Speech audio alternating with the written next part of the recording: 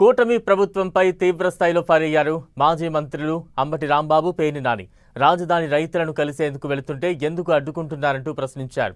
రాజధాని పేరుతో జరుగుతున్న దోపిడీ బయటపడుతుందన్న భయంతోనే గూండాలను పెట్టించి దాడులు చేయిస్తున్నారని మండిపడ్డారు.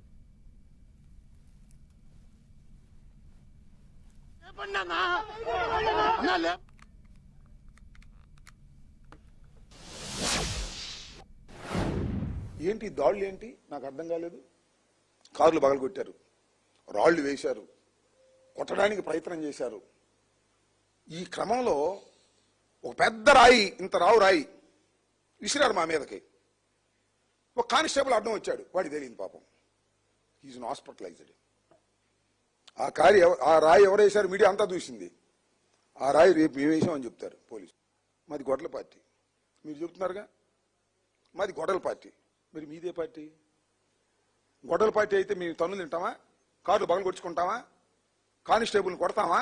గొడ్ల పార్టీ మాది అయితే. మాది గొడ్ల పార్టీనా మీది గొడ్ల పార్టీనా ఇప్పుడు చెప్పమంటున్నాను.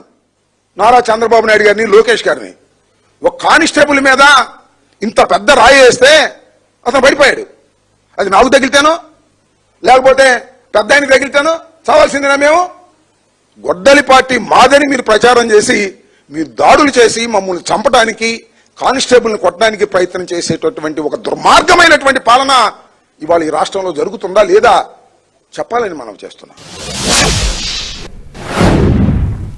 చంద్రబాబు నాయుడు గారు, నారా లోకేష్ గారు ఇద్దరూ కలిసి వాళ్ళ యొక్క కుట్ర ఏంటంటే అమరావతిలో జరిగేటువంటి అక్రమాలు గాని, అవినీతి గాని, లేదా అమరావతి పేరుతో జరుగుతున్నటువంటి దోపిడీ గాని, లేదా రైతు సమస్యలు పరిష్కారం ఇంతవరకు లభించినటువంటి ఎవరెవరైతే రైతు సమస్యలు ఉన్నాయో వారందరి సమస్యలు కూడా ఈ ప్రపంచానికి తెలియకూడదు.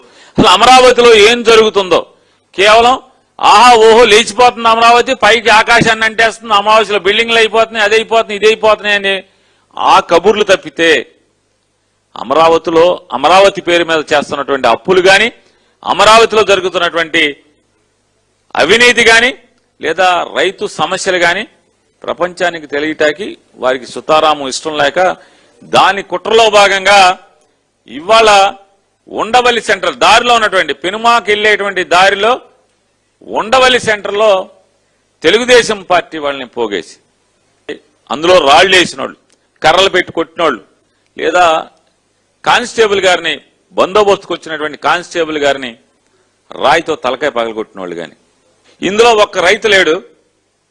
రైతు లేకపోగా ఉన్న రైతు నాయకత్వం వహిస్తాడు. ఈ దాడికి 2 కార్లు ధ్వంసం చేయడానికి హత్యాయత్నం చేశారు. వెళ్ళినటువంటి వైఎస్ఆర్ కాంగ్రెస్ పార్టీ నాయకుల్ని హత్యాయత్నం చేశారు.